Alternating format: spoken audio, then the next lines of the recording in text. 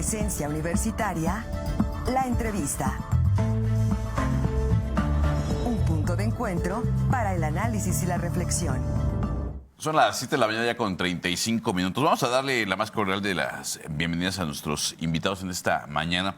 Nos acompaña la doctora Beatriz Ruiz Lambarri, a quien agradecemos su tiempo. Doctora, muy buenos días. Gracias por estar con nosotros. Al contrario, gracias. Está también con nosotros el doctor Sergio Adolfo Pérez. Doctor, ¿cómo estás? Muy buenos días. Gracias por acompañarnos. Muy bien, Marco. Muchas gracias. Muy buenos días. Gracias. Buenos días. Ambos son universitarios egresados de esta máxima casa de estudios. Ambos también con maestría en bioética por el Centro de Investigación Social Avanzada. Y bueno, vamos a platicar con ellos porque justo hace algunas semanas teníamos a un especialista que tenía pronunciamientos pues a favor del consumo del vape. Decía que no había riesgo en el consumo. Y bueno, tenemos ahora justamente la otra cara de la moneda, si usted me lo permite señalar, en donde ellos nos vienen a platicar su posición respecto de lo que puede ocasionar el uso del vape. Muy buenos días, gracias por su tiempo y gracias por estar en Presencia Universitaria. Al contrario, muchas gracias por la invitación. No sé, ¿quién de los dos quisiese tomar primero la palabra justamente pues para debatir lo que escuchábamos en aquella entrevista con un especialista que decía que no hay evidencia científica que acredite que causa afectación a la salud el consumo del vape? Bueno, si me permites, Claro. Betty, para empezar, quisiera comentarles que para poder hablar de temas de la salud se requiere un especialista para empezar en la salud. Nosotros sí somos médicos, somos especialistas en el tema de dejar de fumar desde hace más de 20 años, 24 años cumplimos justo el pasado 31 de mayo. Y nosotros estamos en la trinchera de la salud, es decir, con los pacientes en los hospitales, ayudando a la gente a dejar de fumar y ayudando a la gente que está recuperándose de enfermedades respiratorias producidas tanto por el consumo de tabaco quemado normal que conocemos normalmente y ahora las nuevas presentaciones de dispositivos electrónicos de nicotina, con o sin nicotina, pues cualquiera de las dos, ambas causan enfermedades. Entonces, bueno, empezando por ahí, a eso nos dedicamos realmente. Es el respaldo en la expertise que tiene su punto de vista. Es correcto, en la expertise y en la formación, por supuesto, sí. Sí, bueno, y además agradecer la apertura y porque en todos los temas, especialmente en los temas de salud y de la vida, porque estamos hablando de la vida y de la salud, pues es importante tomar las cosas con la conciencia y con la seriedad que corresponde, porque estamos hablando de que entendemos los términos. ¿Qué es fumar según la Organización Mundial de la Salud o quién es un fumador? Es una persona que hace uso de cualquier producto de tabaco, y entre ellos, por supuesto, va la nicotina, o de sus emisiones. Entonces, estamos hablando de que una persona que usa un cigarro electrónico o un vapeador está fumando. Fumar es una enfermedad por sí misma, entonces, evidentemente, estamos hablando de que es una enfermedad causada por el simple hecho de estarlo usando y que existen contundentes evidencias de que esto nos puede matar. Entonces, se tiene que tomar con la seriedad que corresponde si estamos hablando que, por ejemplo, los estudios que se saben respecto al cigarro quemado, que es el más conocido, estamos diciendo que fumar mata más personas que las drogas ilegales, el alcoholismo, los accidentes automovilísticos, los incendios, los suicidios, el SIDA y la tuberculosis, todos ellos juntos.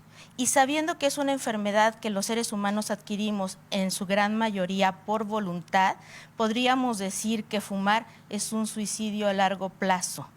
Entonces, más allá de las evidencias o de las referencias o de los fundamentos que nosotros estemos con todo gusto proporcionando, tenemos que entender de qué estamos hablando. Y decir que algo es vapear o fumar es menos dañino o menos peor o inclusive atrevernos a decir que es mejor, es tanto como estar argumentando qué formas de suicidio son menos peores o mejores. Entendamos de lo que estamos hablando. Porque incluso en el Reino Unido se acaba de anunciar esta medida de distribuir vapeadores entre los usuarios de tabaco para disminuir precisamente esta costumbre de fumar. Entonces, es inadecuada esta política pública en donde se considera que los vapeadores pueden ser una ayuda para reducir a los fumadores.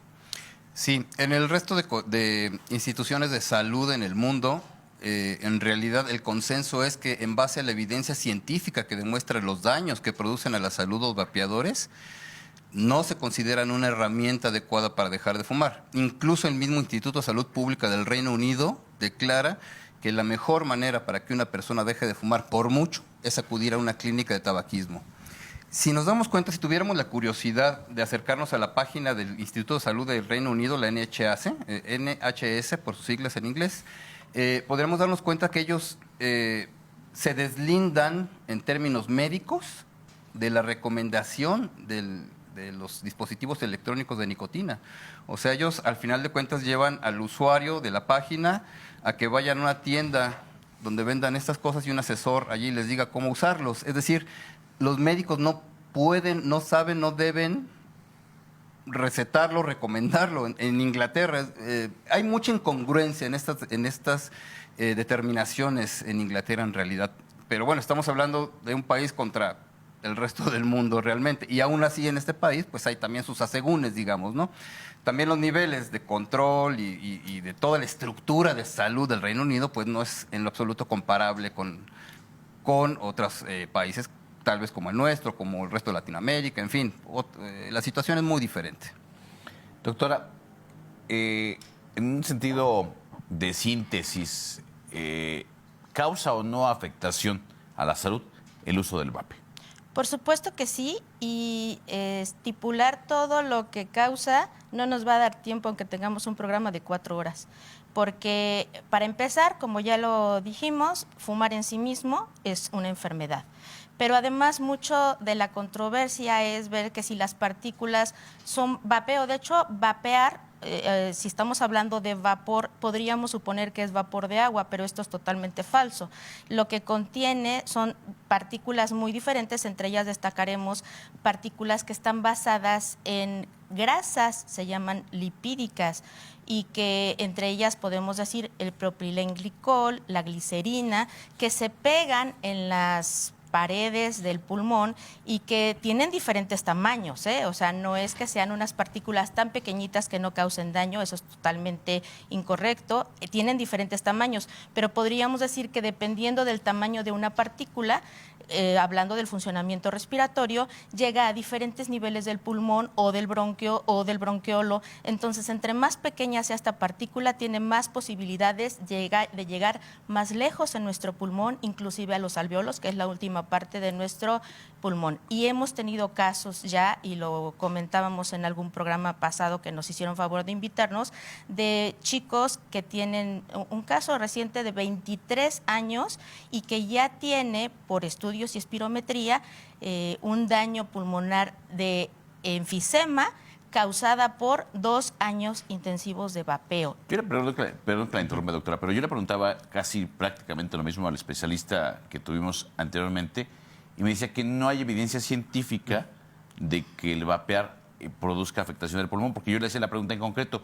Había casos que leíamos en la prensa que incluso pueden aparecer hongos en los pulmones. Claro. A través del, y él decía que no hay evidencia científica que sustente dicho caso. Bueno, la evidencia científica podemos nosotros sustentar algunas referencias que ya estamos dejando a su disposición y que si ustedes nos indican cómo podemos hacer llegar a su auditorio y a todos los que tengan dudas, pero el hecho de que una persona no lea o no conozca alguna evidencia científica no significa que no exista. O deliberadamente quiera omitirla. Minimizarla u omitirla, pero sin entender más allá de las intenciones de estas declaraciones, la evidencia científica existe y no nada más existe de forma de que vamos a leer un artículo o un libro o una referencia, sino que las personas que sí nos dedicamos a tratar la salud de los pacientes y que sí vemos pacientes con un problema de adicción al tabaquismo e inclusive al vapeo, porque ahorita en la clínica de tabaquismo tenemos pacientes jóvenes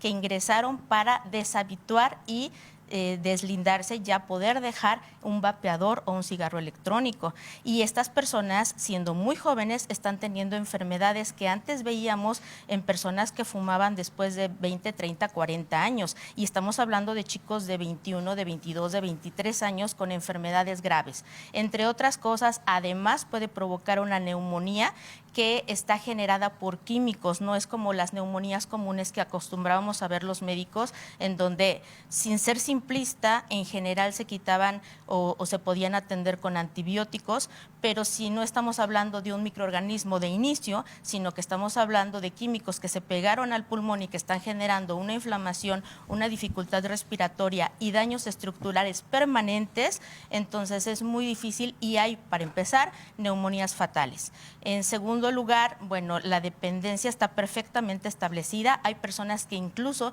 inician en el tabaquismo por vapeadores y que nunca antes fumaron cigarro electrónico, y que debemos entender que el tabaquismo además es una puerta de entrada a otras drogas duras y a otro tipo de adicciones. Además, se genera un ambiente húmedo en el pulmón que genera la posibilidad y evidentemente en muchos casos la infección por hongos, por el ambiente que se genera. Y podríamos irnos así en el daño al sistema circulatorio, al sistema inmunológico. O sea, la evidencia es contundente. Entonces es un no rotundo al uso del vapeo. Por supuesto. Rotundísimo, sí. El camino es entonces la prohibición, como lo ha establecido México, o sería la regulación, más bien. Lo que podemos decir al respecto es que hay suficiente evidencia científica y de salud para prohibición. O sea, evidencia sí la hay. Ya en temas políticos y legislativos, etcétera, bueno, no es realmente nuestra expertise en ese sentido, pero la evidencia sí está. Porque también el tabaco entonces tendría que seguir la misma línea de la prohibición. Es un camino muy diferente, fíjate que es muy difícil. Es decir, imagínate todos los años que hay de tabaquismo. Se lo voy a poner así de fácil. El tabaquismo es una enfermedad adictiva. Hay Enfermedad adictiva, ¿sí? ¿Cuántos millones de fumadores hay en México? Se consumen diariamente 100,000 cigarros al día. No, 100, ¿cuántos eran? 100,000 millones de cigarros al día por todos los fumadores en México. Es decir, si se prohibiera, imagínate, el consumo de cigarros, no nos alcanzaría el sistema de salud. De ningún país alcanza el sistema de salud para atender tal cantidad de adictos en síndrome de abstinencia. Para empezar, ya digamos los temas económicos y demás, ese es un punto que nos podemos meter porque no es nuestro ámbito, pero nada más en términos de salud, ese sería un problema muy fuerte, pues. Entonces creo que ese es un camino completamente diferente, pero que es un producto nuevo realmente, que bueno, tiene 20, 15 años que está en el mercado. Pues según entiendo, se desarrolló no precisamente para inhibir el consumo del tabaco. Exacto, correcto, tienes toda la razón. Su vocación era otra, ¿no? Exactamente. Era mantener los niveles de nicotina del fumador que no podía fumar en algún lado en específico. Bueno, pues aquí sigo teniendo mi dosis. Ese era en esencia el objetivo. Estamos conversando con la doctora Beatriz Ruiz Lamarri y el doctor Sergio Adolfo Pérez. Ellos deben platicar entre algunas de sus referencias académicas. Cuentan con diplomado en sexualidades humanas, tienen cursos nacionales de formación como expertos en tabaquismo, así como capacitaciones internacionales sobre control de tabaco y salud pública. Doctora, ¿es posible o no dejar de fumar? Por supuesto que sí, qué hermosa pregunta. Sí, es posible, y lo que sucede es que realmente, y desde nuestro particular punto de vista, las adicciones todavía estamos como seres humanos un poco en pañales en el tratamiento y en la lucha contra las adicciones, y uno de los problemas a los que nos enfrentamos es que la mayoría de las personas cree y promueve que dejar una adicción es con fuerza de voluntad.